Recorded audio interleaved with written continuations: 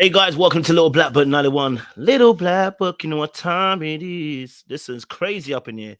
Love is Blind, season 5. We got Izzy and this time Johnny. This time we are talking about how Johnny ruined her marriage because her ex passed away from a drug addiction and she never loved anybody but him, and it ruined her current marriage at the time. Thus, then she ended up leaving the relationship with her husband because she then realized she wasn't in love with him and that he was a rebound. I mean, talk about Novatella, talk about Sunset Beach, talk about Neighbors, talk about EastEnders. This is seeming like a TV show kind of story. And I kind of understand why Izzy was taken aback and wanted to process the information because, sis, you telling us that you ruined your whole marriage because an ex-boyfriend passed away. Now, don't get it twisted. I'm not saying that somebody passed away ain't easy, but sis, you are 2 years removed from the relationship in a marriage with someone else. A friend messaged you, told you an ex passed away, and it made you think about how precious life is. It made you think how precious mortality is. I think we got to really ask some real quick questions here and just be like, sis, you sound a little bit cuckoo right now. So I can understand why Izzy is taking a step back. And this is why I said that both Johnny and Stacey are not looking like good prospects right now, because what you really want, Izzy, is somebody who's going to be vulnerable, caring, loving, and compassionate, but has also dealt with their issues. All right. Now, when somebody deals with somebody who is also a drug addict and they stay with that person for a considerable long time and they tell us that they were in love with that person, that they never loved anybody else, well, then we have to really ask a question. Was she a little bit codependent? That's not me giving her a pass. It's me explaining behaviors. But we're going to talk a little bit more about that on this particular episode. We'll play the video clip for you guys as well so you can see it. So make sure you guys like, share, and subscribe. We're trying to get to 100K before the end of the year. It's crazy. We're asking to do the impossible. But you know what? It gonna get done, okay? It gonna get done, all right? And don't forget, you can join our membership on YouTube as well. It's £1, $1 to support the channel. And also, you can also join our membership lives that we have every other Tuesday, which is coming up this particular week. And also, if you're interested in talking about TV shows and want somewhere to, release some of the tension that you have when some things are happening, then you come and join our Patreon. All right, there's a Discord there, and it's all fun, it's all games. You know what I mean? All right, let's get into this conversation because there's a lot to go through, and there's a clips I want to play for you guys, so you can actually see where we're coming from in today's episode breakdown. I think I consider him the only person I've ever been in love with. And that was not your ex-husband, correct? Right. Yeah. My ex-husband was basically like a rebound. And that coupled with being in a marriage that didn't work out leaves me in a very weird space where I don't want to make a mistake again. And I want to know that I'm in love with someone. Now it's crazy because the story before this was that she was telling us that, hey, look, when I got my husband, basically he's a rebound from the actual relationship because of the fact that her ex-boyfriend had passed away and he was a drug addict. That's the only reason why he knows this stuff. And that's the only reason why we're at this conversation is because literally, old girl was telling us, have you ever dated somebody who's been in been in a drug addiction? That is brazy. For you to for you to get to a place where you realize you didn't even love your husband. He was a rebound because your ex passed away, and no one else can love you the same way that he did. That is brazy. And then he goes on to ask her, can anybody fulfill that particular role? And she goes and says, at first, and I don't know if it's bad editing at first as well, so I'm not really sure 100% because of the way they kind of shoot it. She goes on to say that probably nobody can potentially fill that role. And I was like, well, if nobody can fulfill that role, bruh, why?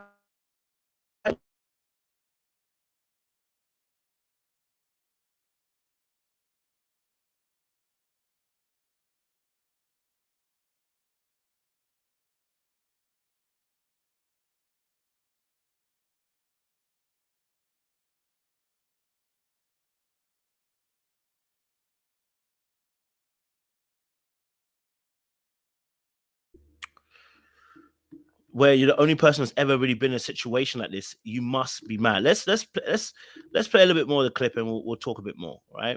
Let's have this. Role? Because that's like the only person you've ever been in love with? Even with how I felt about him, would I say he was like a good partner to me? Probably not.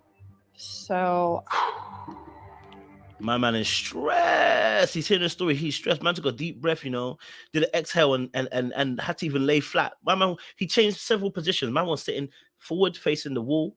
Before he realized it, He was on the floor. The next thing is he's now sitting on the sofa like he's on a therapist couch. Now he's laid back, legs stretched out. Brother is stressed. And he's stressed because what he's hearing now is not great. Now, this is similar to what I said about the Leah situation. When women, sometimes some women, when they're telling their story, they're telling a story as if as if man's feelings don't matter. You understand? They tell a story in a way that we're not really hearing the accountability. I'm not saying she didn't take any accountability, but it's like almost as if like it's like it happened, we're past it. And it's like, no, you're not past it, because if you're explaining it this way, you're not really understanding what you've learned in terms of consequences, which she did kind of say what the consequences were. She said, obviously, now she's going to make sure she's in love before she gets that place. Baby, did you not think about that before you got into a marriage? That's what's scaring Izzy. It's like, how did you not think about that before you got into a marriage? But yeah, no, listening to her situation, and she said obviously that that relationship started 7 years ago. That one with the ex-boyfriend. The fact that the ex-boyfriend passed away, and that created a rockiness to the point now where he's asking, can anybody fill that role? Can anybody fill the role where you gonna fall it, where you love them the same way you love them? And she's not sure. Right? She's not sure. And that is scary for a brother, because he's like, well, then why do I need to engage on a situation that you're not sure whether someone else can fulfill that role? Brother is stressed. Listen to this. That's when shit got rocky with my then husband as well. In fact, let me go back. And I just took. Let me go died back. of a drug overdose. Mm-hmm. That's when shit got rocky with my then husband as well. So the ex dies of an overdose. On Facebook. Stop these nonsense. The drugs. Fast forward 2 years later. The thing wants to play by itself. The ex dies of an overdose, and then that suddenly then becomes a place where your current relationship gets rocky. He's thinking in his head, so what happens if someone else passed away, or what if someone else comes back into your life? What if this person comes? Is that going to make our relationship rocky in future? That's how his mind is thinking right now, because how easily your relationship with your current husband fell apart because of an ex, and then you also let us know that you don't really love him. The boy is stressed. I get it, right? I totally get it. I think where Johnny, and this is why I said that there probably needs to be a little bit of deeper work with Johnny. I think she really needs to, and hopefully she's been doing it, to be in a place where an ex can touch the new relationship by passing away. There are deeper wounds that one needs to acknowledge and one needs to actually look into. There are deeper work and introspective moments that Johnny needs to have in order to make sure that this doesn't happen again, right? Izzy's looking for a safe space to be in. This is not a safe space to be in. When you're and I know that she felt judged by the end. She was like, she felt because he was so quiet, she was like, I feel so scared that you're not talking that. And it's like, I'm trying to process this. You just told me. You just dumped something on me as if I should just be okay and move forward. You just told me that an ex passed and affected your current relationship and made you realize you didn't love him. In his head is thinking, you will get with me and you'll suddenly realize you don't love me. And I'm not here to be abandoned again. I'm not here to be lied to. I'm not here to be played with. I'm not here to be in a space where you just up at a switch, change your mind. This is madness for me.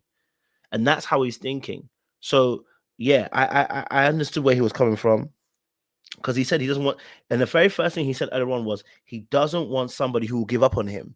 Well, your story was an indictment, or sorry, it was indicative of somebody who would give up on somebody. That's going to trigger the brother, right?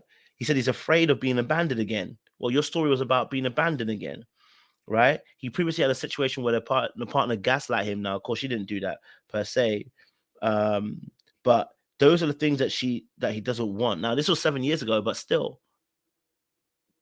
have you actually recovered? Have you learned from it? That's the big question. So we're gonna leave it there. Let me know your thoughts, guys, down below. What do you guys think of this situation? Did you see what I saw? Did you see something different? I don't mind. Let's have a conversation in a comment section, and don't forget to subscribe to the channel as well, and keep following Love Is Blind. It's been an interesting conversation. Much appreciated.